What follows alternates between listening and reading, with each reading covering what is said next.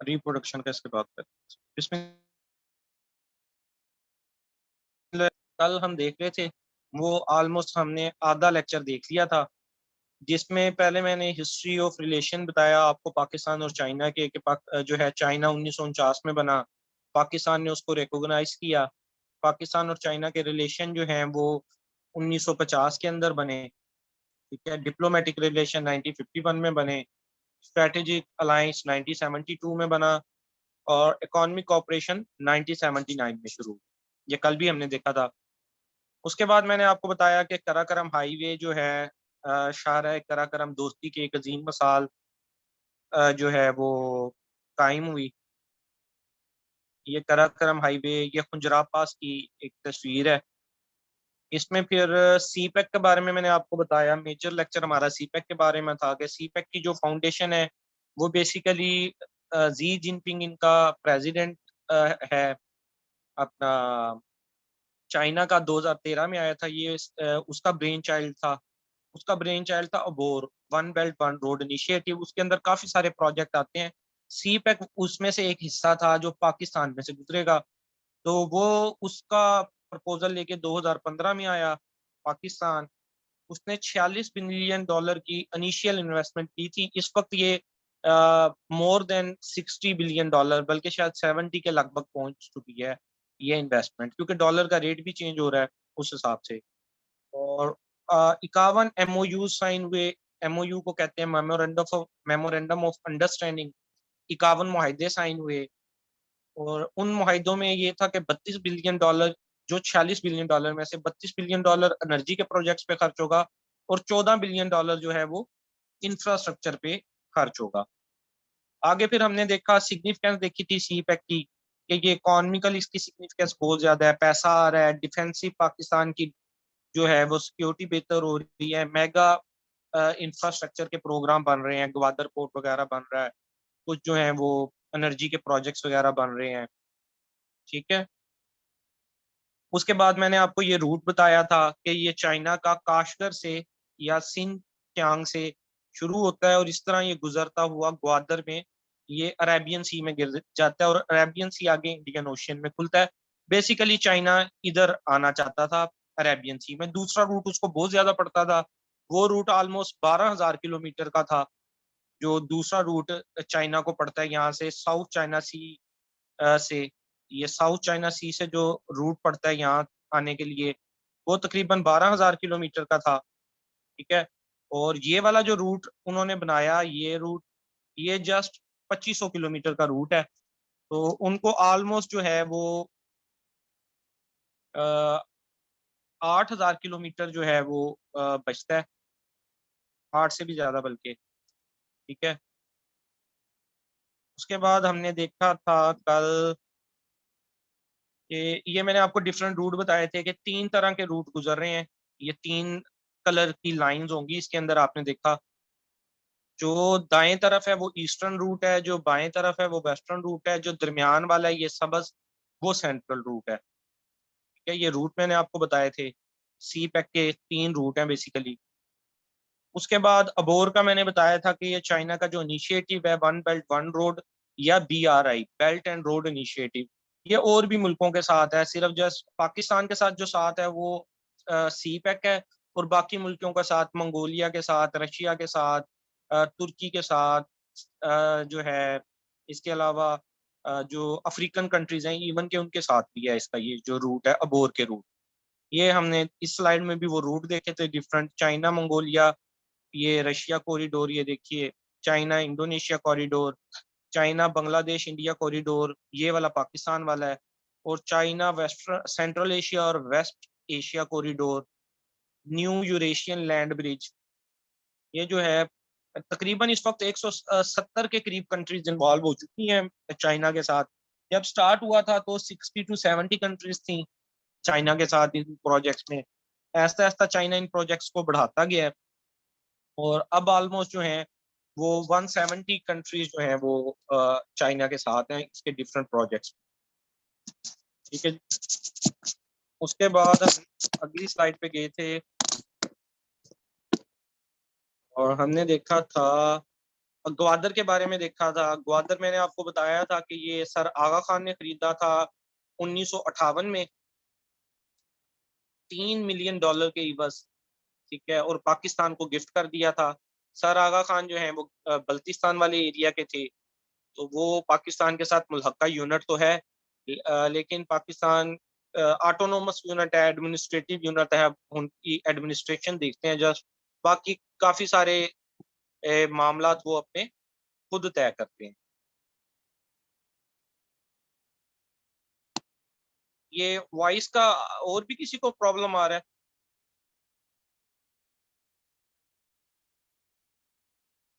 और वॉइस क्या मेरी ब्रेक हो रही है? क्लियर आ रही है वॉइस? चलें ठीक है, इसका मतलब ये आपकी तरफ अपना क्लियर है, ठीक है, ओके।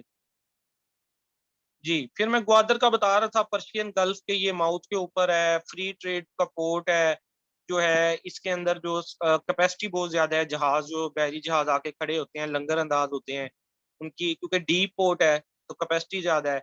ये सारे मतलब ग्वादर के बेनिफिट्स थे जो चाइना को भी नजर आ रहे थे।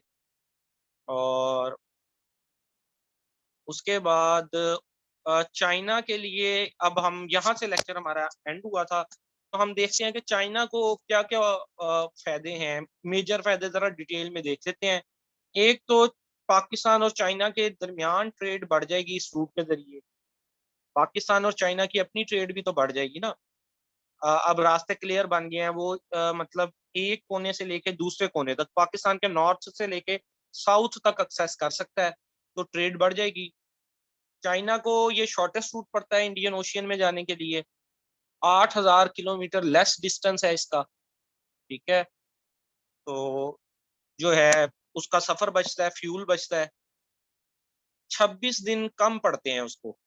वैसे ओवरऑल उसको दूसरे रूट से जाने के लिए 45 डेज का चक्कर पड़ता था, 45 दिन में वो पहुंचता था, ठीक है। चाइना ने फॉर एग्जाम्पल मिडल ईस्ट जाना है ऑयल लेने के लिए, क्योंकि चाइना ऑयल डेफिशिएंट कंट्री है, ऑयल नहीं है उसके पास, लेकिन उनके पास उनकी प्रोडक्शन बहुत ज्यादा है। प्रोडक्शन किसकी बेस पे होगी? ऑयल होगा तो उसकी बेस पे फैक्ट्रीज चलेंगी, ट्रांसपोर्ट चलेगी, तो वो मिडल ईस्ट जाना पड़ता है, उसको लगते थे 45 दिन। अब यहाँ इसको तकरीबन 19 20 दिन लगते हैं इस रूट के जरिए, जो पाकिस्तान वाला रूट है। तो दिनों की भी बचत होगी उसकी, और फासले की भी बचत हुई, पैसों की भी बचत हुई, और लेस सिक्योरिटी प्रोन एरिया है। मैंने आपको बताया था कि चाइना जब दूसरी तरफ से आता है तो साउथ चाइना सी की तरफ से अगर देखें ना, ये मैं आपको नक्शे में ये दिखाऊंगा, दूसरी तरफ से मतलब चाइना दूसरी तरफ जाए, पैसिफिक ओशियन में खुले, इस तरफ ना आए, पैसिफिक ओशियन के अंदर चाइना खुले, तो उस तरफ से पहले आता है साउथ चाइना सी। वहां पे जापान है, उसके साथ भी इसकी लड़ाई है, आगे वियतनाम, ताइवान, फिलीपीन। लड़ाई क्यों है? उस समुंदर में जजीरे हैं, उस समुंदर में जो जजीरे हैं वो डिफरेंट ममालिक क्लेम करते हैं, कोई कहता है ये जजीरा हमारा है, कोई कहता है ये जजीरा हमारा है, फिलिपाइन वाले कहेंगे ये जजीरा हमारा है, चाइना कहता है नहीं हमारा है, ताइवान को चाइना कहता है ये भी हमारा है। कुछ जजीरे इंडोनेशिया मलेशिया के दरमियान आते हैं, वो भी चाइना कहता है हमारे हैं, वो मुल्क कहते हैं हमारे हैं, फिर उनके साथ लड़ाई रहती है चाइना की। तो मसला मसाइल था ये वाला एरिया, इन्होंने ठीक है यहाँ पे कुछ मसले मसाइल तो थे तालिबान के और कुछ दहशत गर्दी के, लेकिन इसको 2500 किलोमीटर का एरिया है, इसको क्लियर करना आसान था। और आपने देखा है कि पहले हर दूसरे तीसरे दिन हम सुनते थे कि जी दहशत गर्दी का हमला हो गया, तो आजकल हम इस तरह की न्यूज नहीं सुनते, क्योंकि ये एरियाज काफी हद तक कवर करा लिए गए। और ये बेस्ट वे है to develop western China. China जो है उसका जो वेस्टर्न पार्ट है सिंचियांग वाला, वो एरिया इतना डेवलप नहीं है। वेस्टर्न चाइना जो है वो इतना, मैं आपको दिखाऊं अगर कहीं पिक्चर में हो, हाँ ये पिक्चर में मैं आपको दिखाऊं, चाइना का ये है जी वेस्टर्न एरिया, ये वाला जहाँ पे ये शिनचियांग लिखा हुआ है, जिनजियांग। और ये ईस्टर्न एरिया है। चाइना की जो ज्यादा आबादी है वो यहाँ पे रहती है। अब चाइना सबसे बड़ा मुल्क है, अपना आबादी के हिसाब से 1.4 बिलियन इसकी आबादी है। अब वो एक हिस्से को तो यूटिलाइज कर रहे थे अपने, लेकिन इस हिस्से को वो यूटिलाइज नहीं कर पा रहे थे जहाँ पे शिनजियांग लिखा हुआ है, सिंगकियांग लिखा हुआ है, ठीक है। अब इसको आबाद करने के लिए अब देखें अगर ट्रेड ही यहाँ से अगर वो शुरू कर दें इस तरफ से, ठीक है, और पाकिस्तान में से गुजरते हुए इधर जाएं, तो ये एरिया उनका आबाद हो जाएगा। ठीक है, तो ये चाइना को बहुत ज्यादा फायदा हो गया इस हवाले से। और फिर डिस्टेंस देखिएगा, चाइना ये वाला देखें, ये सारा चाइना है ना, ये एरिया चाइना का है। चाइना को अगर यहाँ से जाना पड़ता है तो सिनचियांग से लेके ईस्टर्न चाइना तक 4500 किलोमीटर ये इसका लगता है। उसके बाद ये वाला रूट 10,000 किलोमीटर का, ये 10,000 किलोमीटर ये, और 4500 किलोमीटर ये, 14,000 किलोमीटर तकरीबन चाइना को ट्रेवल करना पड़ता था कि मिडल ईस्ट में जाने के लिए, पर्शियन गल्फ में जाने के लिए। ऑयल क्योंकि यहाँ पे है ना ज्यादा, ईरान, ये ओमान, इधर सऊदी अरेबिया वगैरह सारी कंट्री, यूएई, बहरीन, ऑयल इस एरिया में है ज्यादा। यहाँ से चाइना ने ऑयल लेना था तो इधर से जब वो जाता था तो चाइना को 1400 किलोमीटर पड़ता था। और फिर एक और मसला ये होता था चाइना के साथ, ये वाला जो एरिया ना, ये देखें ये वाला एरिया सारा, यहाँ पे चाइना की लड़ाई है, फड्डे हैं। ये वाला मुल्क देखिएगा वियतनाम, ये ऊपर करके यहाँ पे है जापान, ये है जी फिलिपाइन, ये है जी कंबोडिया, ये है जी इंडोनेशिया, ये वाले दो मुल्क हैं जो हैं मलेशिया और इंडोनेशिया। इनके दरमियान ये जजीरा है ना, इंडोनेशिया के आगे तक आता है। तो यहाँ से गुजरते हुए इन सारे मुल्कों से इसकी लड़ाई रहती थी। तो सिक्योरिटी प्रोन एरिया था, इसकी शिप्स वगैरह भी रोक लेते थे। तो चाइना को इस हवाले से काफी फायदा हो गया। ठीक है, ये पिक में मैंने कहा एक दफा आपको दिखा दूं, आपको आइडिया हो जाए कि चाइना पहले कैसे फंसा हुआ था और अब उसके लिए किस तरह आसानी हो गई है। ठीक है, और ये वाला point, best way to develop western China, कि वेस्टर्न चाइना जो सिंकियांग का एरिया है, जहाँ पे सिंकियांग के एरिया में आपको पता होगा वो मुसलमानों पे भी यूहिगियर मुसलमान भी हैं और उन पे जुल्म हो रहा है कोई, वो भी एक सीन है। ठीक है, जो ये वाला एरिया है ना वेस्टर्न चाइना, यहाँ पे मुसलमानों का एक कबीला रहता है, यूहिगियर मुस्लिम कहते हैं उनको। वो तुर्क मुस्लिम है बेसिकली, और उनका चाइना वाले जीनोसाइड उनका कर रहे हैं, औरतों का ऑपरेशन कर देते हैं ताकि वो मजीद बच्चे ना पैदा कर सकें। चाइना वाले ये कहते हैं कि वो जो मुसलमान हैं वो दहशतगर्द हैं, और वो हमारी स्टेट के खिलाफ हैं, इसलिए हम उन पे करते हैं। लेकिन क्योंकि हमारी फ्रेंडली कंट्री है चाइना, तो हमने कभी यूहिगी और मुसलमानों के लिए आवाज नहीं उठाई। हालांकि सलूक वहां पे भी वही हो रहा है जो कश्मीरियों के साथ इंडिया करता है। लेकिन ये कुछ डिप्लोमेटिक चीजें होती हैं जो हम नहीं एक्सप्लोर कर सकते या जिन पे आवाज नहीं उठा सकते। ठीक है, आपको बता रहा हूँ, कहीं पे आगे नहीं बताना।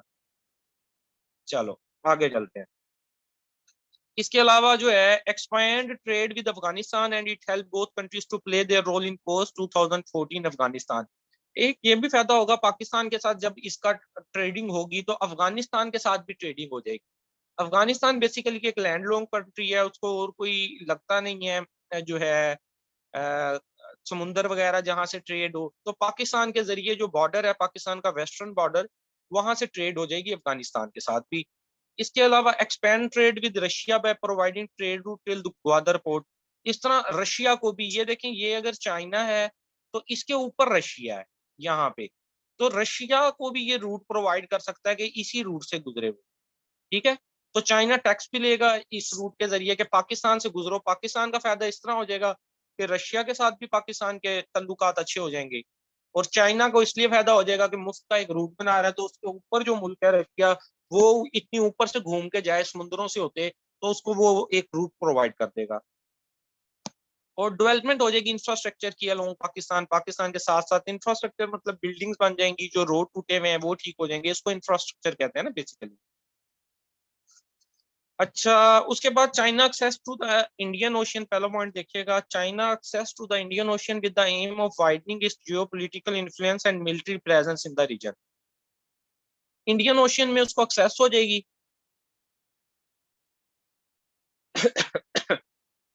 एक मिनट होल्ड।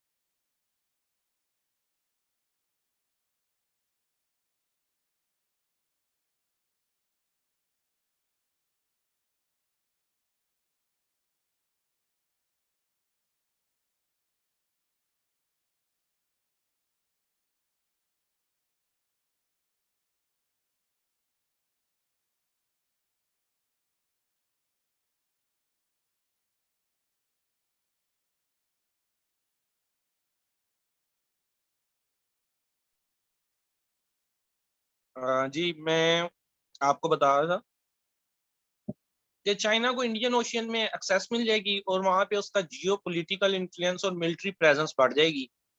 सारी गेम होती है सुपर पावर बनने की, इलाके में हेजेमोन बनने की, ठीक है, वड्डी पुप्पो बनने की, वडेरा बनने की। तो ये वाला जो इंडियन ओशियन वाला सारा एरिया है, यहाँ पे चाइना अपनी जो है मिलिट्री को भी बढ़ाना। अब देखें, इंडिया और चाइना की लड़ाई हुई, तो India military wise, China military wise उनके ऊपर हावी रहा। अब वो थोड़ा-सा अपने आप को मिलिट्री वाइज़ भी स्ट्रॉन्ग कर रहा है चाइना, ताकि इधर सारे एरिया में अपना तसल्लुत कायम कर सके। Job opportunities and economic development in Balochistan, Balochistan के एरिया में जॉब अपॉर्च्युनिटी और इकोनॉमिक डेवलपमेंट आएगी। आपको पता है बलूचिस्तान का एरिया जो है, रोड स्ट्रक्चर वहाँ पे नहीं है बिल्कुल भी, जॉब अपॉर्च्युनिटीज़ नहीं है, स्कूल कॉलेजेस वगैरह नहीं है, वहाँ वडेरा सिस्टम है, वहाँ के जो बड़े सरदार हैं, वो वहाँ पे मतलब करने ही नहीं देते लोगों को, मतलब एक निचले दर्जे में रखा है, क्योंकि अगर एजुकेशन आ जाएगी वहाँ पे, हॉस्पिटल्स वगैरह आ जाएँगे, तो वो तो अवाम को सहूलियत अगर गवर्नमेंट देने लग जाएगी, तो फिर वडेरे को कौन मानेगा, ठीक है? जागीरदार को कौन मानेगा? लेकिन अब बलूचिस्तान के हालात इस हिसाब से बेहतर हो रहे हैं, वहाँ पे रोड्स बन रही हैं, हॉस्पिटल्स बन रहे हैं, स्कूल्स बन रहे हैं, जॉब अपॉर्च्युनिटीज़ बढ़ रही हैं और इंक्रीज़ चाइना इन्वेस्टमेंट, चाइना की इन्वेस्टमेंट इधर बढ़ेगी और Pakistani investment in China will also be encourage, कि चाइना यहाँ पे कुछ अपनी चीज़ें बनाएगा और जो पाकिस्तान के पास जो चीज़ें बेहतर हैं, जैसे स्पोर्ट्स पाकिस्तान की बेहतर है, टेक्सटाइल पाकिस्तान की बेहतर है, वो चीज़ें पाकिस्तान चाइना में डेवलप कर सकता है। दोनों को मतलब म्यूचुअल फ़ायदा हो सकता है।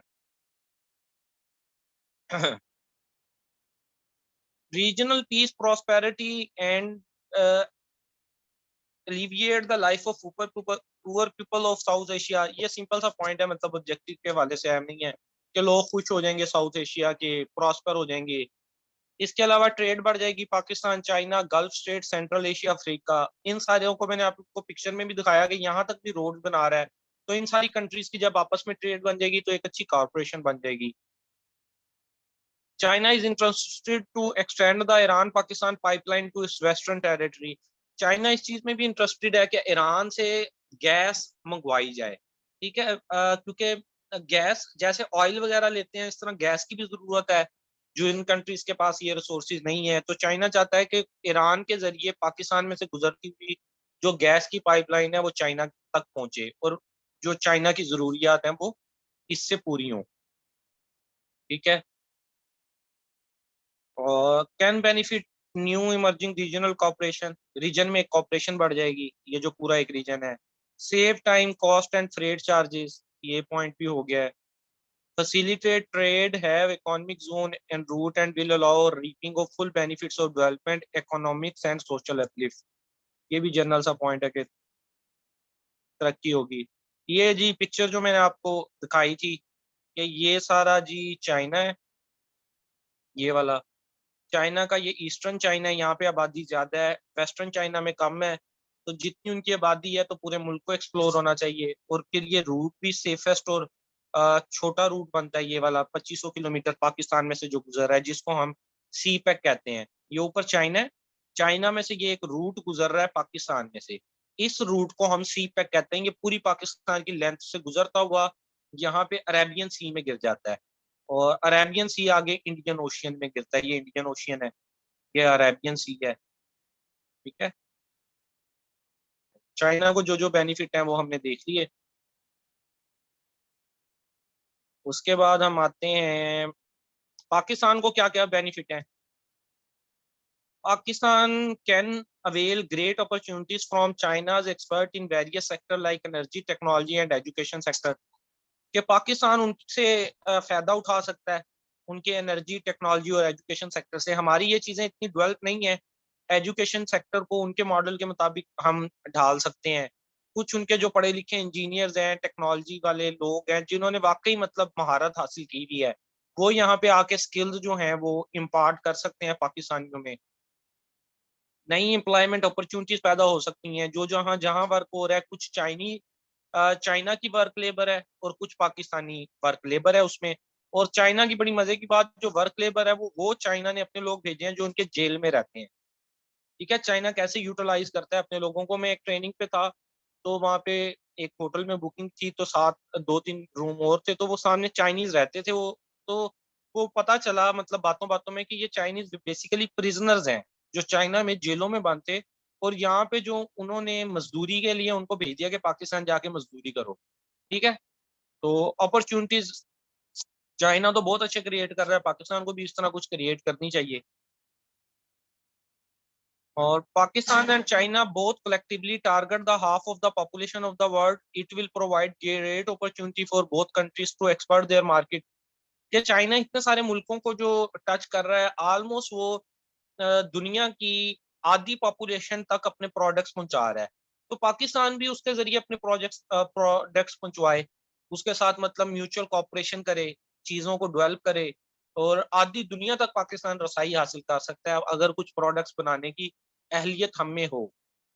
ठीक है, ये बेनिफिट्स हैं कुछ पाकिस्तान को। और फ्यूचर प्रोस्पेक्ट्स और पाकिस्तान, जो फ्यूचर प्रोस्पेक्ट्स नजर आते हैं, 10 इंडस्ट्रियल जोन बनने हैं, 15 ड्राई पोर्ट्स बनने हैं, 3 थर्मल पावर प्रोजेक्ट्स बनने हैं, 10 ऑयल स्टोरेज बनने हैं, और 8 स्मार्ट सिटीज बननी है। ये कुछ फिगर्स हैं, ये याद कर लीजिएगा क्रैमिंग करके। 10 इंडस्ट्रियल जोन बनने हैं पाकिस्तान में, ठीक है। मतलब कुछ जैसे फैसलाबाद है, उसको इंडस्ट्रियल जोन बना दिया जाएगा, वहां पे वर्क ज्यादा हो रहा है। 15 ड्राई पोर्ट, ड्राई पोर्ट का मतलब जैसे बंदरगाहें होती हैं, उनको हम कह देते हैं वाटर पोर्ट्स। जिस तरह ग्वादर की बंदरगाह है, वहां पे सामान अनलोडिंग और लोडिंग होती है ना, सामान की, कहीं से सामान आया उसकी लोडिंग और अनलोडिंग भी, वो सामान फिर आगे ट्रेवल करता है डिफरेंट एरियाज में। अब कई जगह पे ड्राई पोर्ट्स भी होते हैं, ठीक है। ड्राई पोर्ट का मतलब खुश्क बंदरगाह है, जहाँ पे वो रुक के सामान की दोबारा अनलोडिंग होनी है, और मुल्क के डिफरेंट एरियाज में वो तरसील होना है। फॉर एग्जाम्पल डेरा इस्माइल खान वाली तरफ, उस तरफ ड्राई पोर्ट्स हैं, या बॉर्डर साइड पे हमारे ड्राई पोर्ट्स भी होते हैं। इंडिया के साथ जो हमारे बॉर्डर्स हैं, वहाँ पे ड्राई पोर्ट्स हैं, जो वहां से चीजें आती हैं वो इन ड्राई पोर्ट्स पे उतारी जाती हैं, और फिर आगे मुल्क में वो तरसील की जाती हैं, ट्रक वगैरह भरते हैं और वो आगे चले जाते हैं। इस तरह 3 थर्मल पावर स्टेशन बन रहे हैं। थर्मल एनर्जी जो है वो अच्छी एनर्जी है, अच्छी तो नहीं है मतलब, लेकिन पाकिस्तान में चूंकि कोल है, कोल रेजरवायर पाकिस्तान के पास ज्यादा है, तो पाकिस्तान को बेसिकली सस्ती पड़ जाती है ये, इसलिए वो थर्मल एनर्जी प्रोजेक्ट्स लगा रहा है। 10 ऑयल के स्टोरेजेस हैं, कि ऑयल जो दूसरी कंट्री से आता है, स्टोर करने के लिए अगर हमारे पास जगह हो, वरना तो हमारे पास मतलब जो जरूरत के मुताबिक आता है, कहीं पे कहीं बंदिश हो जाए तो फिर वो हमें ब्लॉक करना पड़ता है ऑयल वगैरह, और ऑयल पे इकॉनमी चलती है क्योंकि ट्रांसपोर्ट उस पर चल रही है, इम्पोर्ट एक्सपोर्ट उसी के जरिए हो रही है। तो स्टोरेज अगर ऑयल का होगा तो ये होगा कहीं से बंदिश भी हो जाती है, कहीं पे लॉकडाउन भी हो जाता है, तो उन ऑयल स्टोरेज के जरिए पाकिस्तान अपनी कंट्री की एनर्जी पूरी कर सकता है। और कुछ स्मार्ट सिटीज प्रोजेक्ट बन रहे हैं, वहां पे भी मतलब ये जो है कारोबार सरगर्मियां जो हैं, बिजनेस एक्टिविटीज जो हैं वो ज्यादा होंगी। और अच्छा, डिसएडवांटेजेस देख लेते हैं। कुछ डिसएडवांटेजेस पे हैं जो समझा जाता है कि ये हमें नुकसान भी हो सकता है। वो क्या क्या नुकसान हो सकते हैं पाकिस्तान को? देखें जी, फॉरेन ट्रेड आ रही है, ये थ्रेट है लोकल मार्केट्स के लिए और लोकल मैन्युफैक्चरर्स के लिए। अगर देखा जाए, अगर फॉरेन ट्रेड आ रही है, अगर चाइना फॉर एग्जांपल टायर्स की हम लगा लें, एक पाकिस्तान की मार्केट है, वो टायर आप समझ लें 5,000 में बना रहे हैं, चाइना वाले वो टायर वहां से मैन्युफैक्चर करके पाकिस्तान में प्रोवाइड करें डिफरेंट शॉप्स पे 3,000 में, पाकिस्तानी वो बना रहे हैं 5,000 में, तो 3,000 वाला टायर बिकना शुरू हो जाएगा, और जो हमारी लोकल मार्केट होगी टायर्स की वो बंद हो जाएगी, और ऐसा ऐसा सिर्फ चाइना के टायर बिकेंगे, हमारी अपनी मार्केट खत्म हो जाएगी। सिमिलरली आप चप्पल लगाएं, कि पहले वो पाकिस्तानी चप्पल आते थे रबड़ वाले, उसके बाद चाइना का मटेरियल वाले चप्पल आए, तो आप देखते हैं कि चाइना वाले चप्पल आमतौर पे ज्यादा तौर पे चलते हैं, ठीक है, शूज होता है। तो आम जो पाकिस्तानी मार्केट थी वो क्लोज हो गई है, क्योंकि चाइना वो चीजें सस्ती प्रोवाइड कर रहा है, बल्क अमाउंट में बना रहा है, वहां पे इतने टैरिफ्स नहीं है, टैक्सेस नहीं है, महंगाई नहीं है। तो ये एक पाकिस्तान के लिए नुकसान भी हो सकता है कि अगर पाकिस्तान ने प्रॉपर ना कंट्रोल किया, ये डिस्टर्ब कर देगा लोकल इंडस्ट्रीज को। और difficult to compete China's product in market, कि हमारे लिए चाइना के प्रोडक्ट्स को कम्पीट करना मार्केट में बहुत मुश्किल है, क्योंकि चाइना आप देखते हैं कि एक टॉर्च 10 रुपए में देता है, 2 सेल भी देता है, साथ में एक नाचने वाला भालू भी देता है, पता नहीं क्या कुछ दे देता है वो आम सी शॉप में। पाकिस्तानी वो चीजें तो नहीं प्रोड्यूस कर सकते, हम तो देख के हैरान रह जाते हैं कि ये 10-20 रुपए में चाइना ने क्या क्या चीजें इकट्ठी दे दी हैं।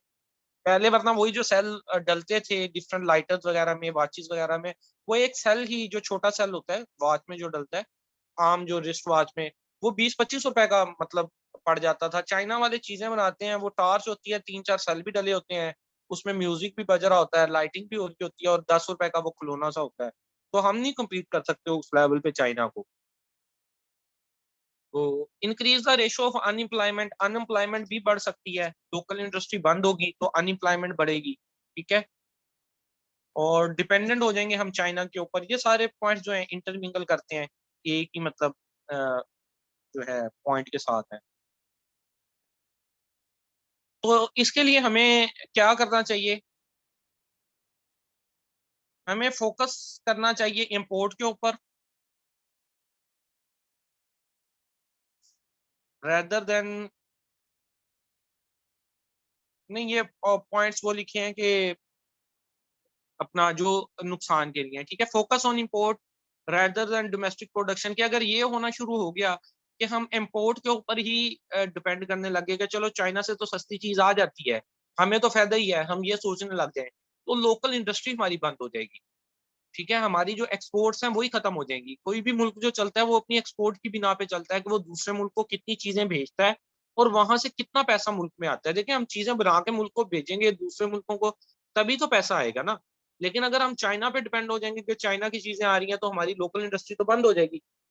तो थ्रेट फॉर पोटेंशियल ग्रुप, जो हमारे इधर पोटेंशियल ग्रुप है जो अच्छे कारोबार कर भी रहे हैं, ये उनके लिए भी बहुत बड़ा खतरा है।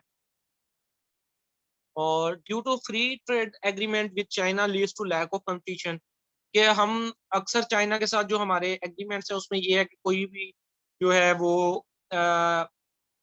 टैक्स वगैरह नहीं लगेगा, फ्री ट्रेड होगी। तो ये भी हमारे लिए नुकसान है कि जो हमारी लोकल इंडस्ट्री जो चीज प्रोड्यूस करती है उस पर टैक्स लगता है। वो ऑयल भी यूज कर रही है, फॉर एग्जाम्पल एक इंडस्ट्री, तो उसमें ऑयल जो यूज हो रहा है उस पर टैक्सेस हैं। वो जो यूज कर रही है डिफरेंट टाइप का सीमेंट आ रहा है वहां पे, या बजरी आ रही है, या जो भी प्रोडक्ट्स आ रहे हैं, रॉ मटेरियल आ रहा है, उस पर टैक्सेस हैं। लेकिन जो चाइना चीजें यहाँ बना के लाएगा उस पर टैक्स अगर हम नहीं लगाते तो फिर कंपटीशन ही खत्म हो जाएगा, लैक ऑफ कंपटीशन हो जाएगा, हमारे लोग वैसे ही सरेंडर कर देंगे कि हम तो चाइना को compete ही नहीं कर सकते। तो ये कुछ ड्रॉबैक्स हमारे लिए बन सकते हैं फ्यूचर के अंदर। तो कुछ रिकमेंडेशंस हैं कि क्या कुछ करना चाहिए इसके लिए, कि पाकिस्तान को पहले तो स्टेबिलिटी क्रिएट करनी चाहिए अपनी टेरिटरी में, अपने आप को बेहतर करना चाहिए। हमारा एनवायरनमेंट स्टेबल होगा, दहशतगर्दी नहीं होगी, महंगाई जरा कम होगी, फिर ही हम चाइना के प्रोडक्ट्स का मुकाबला कर सकते हैं। ला माला हमें चाइना से इन्वेस्टमेंट तो चाहिए ही चाहिए, लेकिन उस इन्वेस्टमेंट के नतीजे में ये ना हो कि हमारी अपनी लोकल लोकल मार्केट बह जाए। उसके लिए जरूरी है कि हम पॉजिटिव यूज करें उसके पैसे का, पॉजिटिव यूज करें। यहाँ पे जो है उस पैसे को जो चाइना हमें देता है उसके जरिए स्टेबिलिटी लाए, जो दहशतगर्दी खत्म हो रही है, जो यहाँ पे जॉब की अपॉर्चुनिटीज प्रोड्यूस हो रही हैं, कुछ हम अपने टेक्निकल एडवाइजरी भी उनके साथ मिलाएं। ये ना हो कि सिर्फ हम चाइना पे डिपेंड करके रह जाएं। और to make positive balance of trade Pakistan should increase export, कि हमें अपना पॉजिटिव बैलेंस बनाना होगा, यही ना हो कि सिर्फ चाइना ही हमें चीजें भेजी जाए। रूट बन गया है, रूट बनने का ये मकसद नहीं है कि वन वे रूट है, चाइना ने ही पाकिस्तान की तरफ आना है, पाकिस्तान भी तो चाइना की तरफ जा सकता है ना। हमें चाहिए कि हम अपनी ऐसी जो हमारे मजबूत सेक्टर हैं, कोई पोल्ट्री का सेक्टर है, कोई टेक्सटाइल का सेक्टर है, बीफ प्रोडक्शन है, या कोई भी एग्रीकल्चर प्रोडक्ट है, उनकी हम एनहांसमेंट करें, जदीद टेक्नोलॉजी यूज करें, और उल्टा चाइना को एक्सपोर्ट करें। चाइना की आबादी ज्यादा है, चाइना की खपत ज्यादा है, वहां पे 1.4 बिलियन लोग रहते हैं, दुनिया के सबसे ज्यादा लोग वहां रहते हैं। तो पाकिस्तान ये अच्छी एक अपॉर्चुनिटी क्रिएट कर सकता है कि उल्टा हम चीजें बना के उनको भेजें चाइनीज को,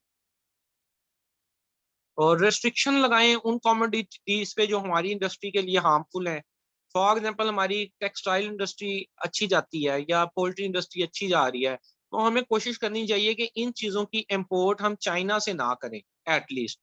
ये ना हो कि हमारे टेक्सटाइल और पोल्ट्री का भी जो है वो बैठ जाए, ये सारा जो एक तवाज़न बना हुआ है। तो हमें कोशिश करनी चाहिए कि जो हमारी अपनी इंडस्ट्रीज मजबूत हैं वो चीजें तो हमें मंगवानी ही नहीं चाहिए चाइना से। और हमें अपनी ऑटो इंडस्ट्रीज को फोकस करना चाहिए। हम बेसिकली क्या करते हैं, ऑटो इंडस्ट्री हमारी जो गाड़ियां मोटरसाइकिल्स और ये हैं, हम असेंबलिंग करते हैं, सिर्फ पार्ट्स को मंगवा लेते हैं यहाँ पे और उनको बना के इकट्ठा और बेच देते हैं।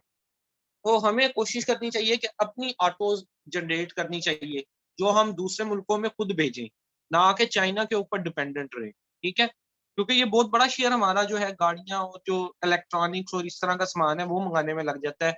जदीद टेक्नोलॉजी का दौर है, तो कोशिश करनी चाहिए make efforts to diversify market in China, कि मार्केट चाइना में हम अपनी मार्केट डेवलप कर लें।